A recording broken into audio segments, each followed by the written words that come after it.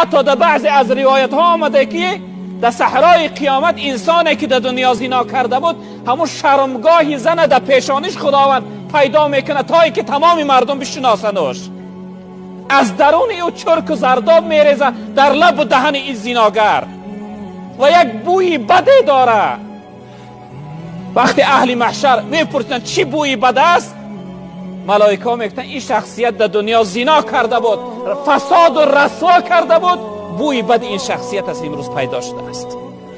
یعنی اهل محشر میدیدن دعا میکردن، میگفتن ای پروردگار بدبخت از زیت تیزتر از بین ما نابود کن، ما طاقت بوی بدی را نداریم. و خداوند این شخصیت زناگر در حال میبرد است داخل دوزخ میکرده. یکم شخصیت در بعض روایت ها گفتن یکمین شخصیتی که از اهل محشر داخل دوزخ میشه انسان زناگر است. به همین خاطر برادر عزیز، جوانهای محترم، به خود بیایید.